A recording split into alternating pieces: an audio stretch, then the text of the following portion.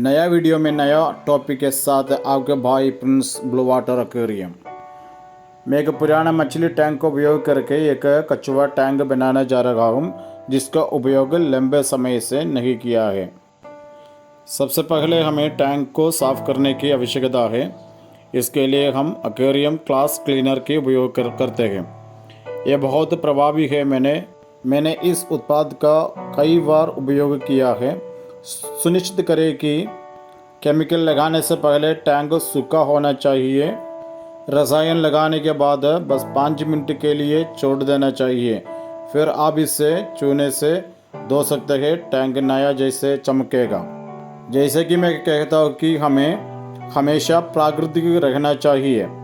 प्राकृतिक चीज़ों की तलाश करें और उन्हें अपने मछली टैंक या कछुआ टैंक में लागू करें। मैं कुछ पत्थर, पौधे, रेत आदि लगाने जा रहा हूँ, क्योंकि प्राकृतिक रूप से हम इसे प्राकृतिक तालाब में पाते हैं। इसलिए इस टैंक में भी ये सभी चीज़ें होने चाहिए। टैंक मछली के लिए हो या कछुए के लिए हो, उसमें एक अच्छा फिल्टर चाहिए। अगर फिल्ट्रेशन अच्छा नहीं है, आपका पेट बीमार पड़ जाएंगे और ज़्यादा दिन नहीं रहेगा। जैसे हम मछली टैंक में टॉप तक हम पानी भरते हैं, उसी प्रकार इस टैंक में हम टॉप तक पानी नहीं भरेंगे, पानी आधा रखेंगे, क्योंकि ये मछली के लिए नहीं बल्कि कछुआ के लिए है। पर इसमें कुछ मछलियाँ जरूर डालेंगे, क्योंकि इकोसिस्टम बनाने के लिए ये अवश्य होना चाहिए। इस टैंक का फिल्टर में मैंने chemical sponge, white sponge, ceramic, active carbon इत्यादि तमाम प्रकार की बायोमीडिया इस्तेमाल किया है।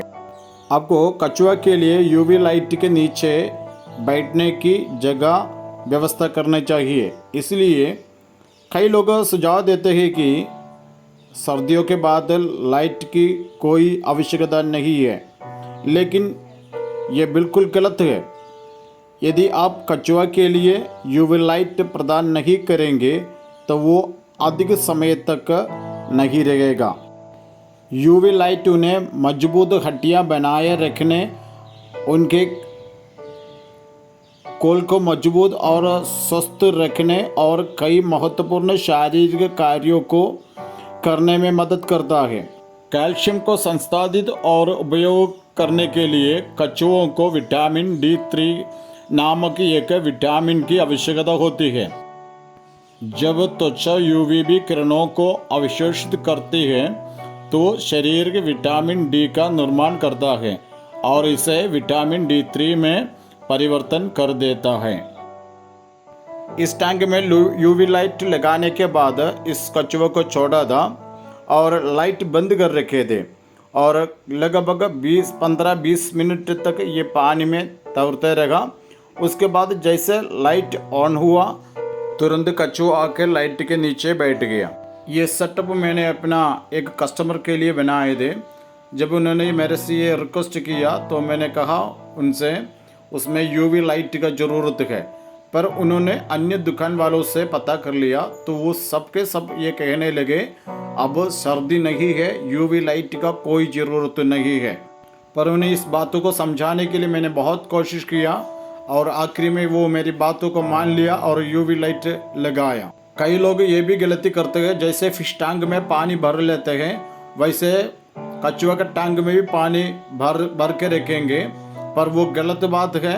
कछुआ जमीन में और पानी में रहने वाला एक जीवी है। उसे पानी का भी ज़रूरत है और ज़मीन का भी ज़रूरत है। पूरा सेटअप तैयार होने के बाद 3-4 दिन के लिए साइकिलिंग के लिए छोड़ रखा था। जब इसमें बेनिफिशियल बैक्टीरिया डाला गया और टैंक तैयार हो गया, और भाई ने कहा मैं खुद कछुआ लाऊंगा, और उन्होंने कछुआ लाया। लेकिन जब मुझे पता चल गया कि वो बैन्ड है, कछुआ जहाँ से लिए थे वापस करके आया। अगर आपको कछुआ रखने का शौक़ है तो आप सावधान रहें। हर कछुआ को आप घर पे पाल नहीं सकता। कुछ कछुआ बैंड है, और हम टोटल और टोट्रोइस दोनों को कछुआ कहे जाते हैं, लेकिन इस दोनों में आसमान ज़मीन का फ़र्क है।